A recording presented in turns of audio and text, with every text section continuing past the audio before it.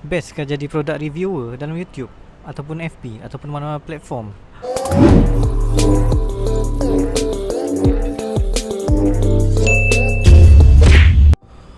Kembali dalam Ismail Channel. Kali ini aku ingin ceritakan sedikit pengalaman ataupun tips kepada produk reviewer ni.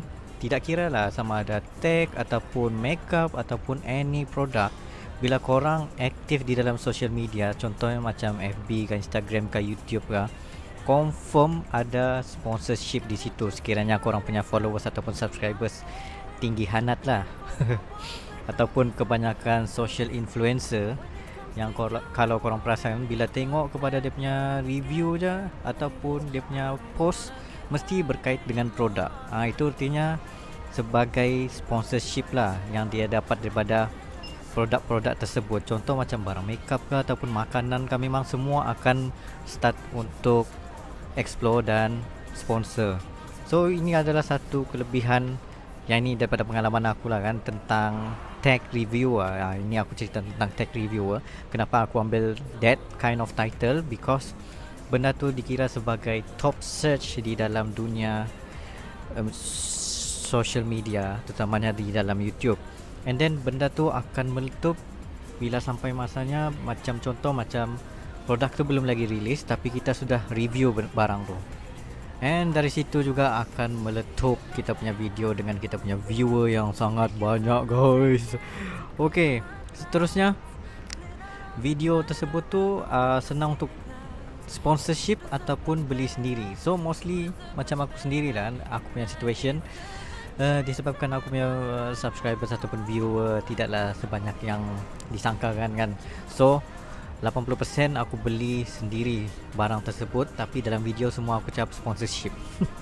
So artinya dalam 20% tu hanyalah sponsorship. And then satu lagi tips dia macam mana untuk mendapatkan sponsorship tersebut. Sama ada dorang sendiri yang hantar barang itu ataupun korang email kepada company-company tersebut untuk meminta sponsorship. Lebih kepada macam win-to-win situation lah.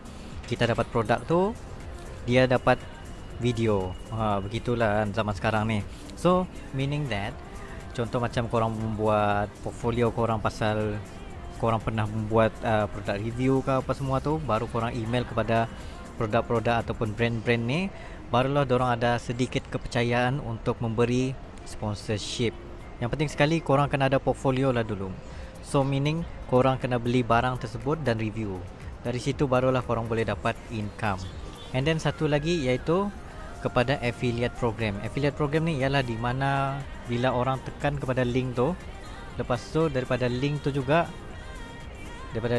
bila orang tekan dan buy, barulah korang dapat income daripada situ. So itu yang kebanyakan kalau korang tengok kan aku punya video, mostly aku akan letak di dalam description di dalam YouTube ataupun link down below untuk pembelian sebarang produk. Termasuklah aku punya website iaitu punyotek.com, di mana korang boleh membeli barang-barang gadget apa-apa semua tu, dan semuanya aku link kepada Shopee, Lazada and any social media platform yang aku boleh letak supaya aku boleh dapat a side income daripada YouTube lah. Maksudnya di sini bukan saja korang boleh dapat YouTube punya income, tapi di dalam affiliate program juga. Meaning that korang ada dua type of income lah. Ataupun sekiranya korang mendapat sponsorship tersebut, artinya korang sudah ada dalam 3 types of income, termasuk YouTube, sponsorship dan juga affiliate program, which is bagi aku memang sangat-sangat tidak rugi untuk korang start as soon as possible. Itu salah satu kelebihan untuk membuat produk review lah bagi aku, dan juga tech review ni. Lepas tu satu lagi kebaikan untuk tech review ni kan, korang boleh merasa setiap gadget yang baru tu, tengoklah kepada gadget apa.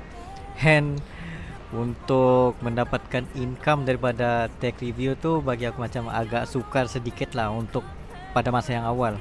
Tapi kemudian hari nanti barulah orang akan macam, okay, berapa, how much your payment for that tech review.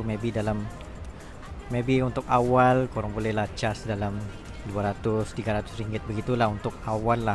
Sekiranya korang mempunyai video yang sangat-sangat berkualiti, artinya korang boleh lah tambah lagi korang punya harga tersebut. Ataupun kebanyakannya tentang win to win situation lah, di mana sama ada korang hanya boleh pinjam barang tersebut ataupun boleh memiliki. Tengok kepada price range lah. Kebanyakan yang brand sponsorship ni semuanya barang-barang berharga RM500 ke bawah. And kalau ada pun yang 1000, 2000 tu, sekiranya korang ada dalam more than 1 million subscribers or 300,000 subscribers, yes, benda tu memang tidak mustahil. Memang senang untuk dapat sponsorship.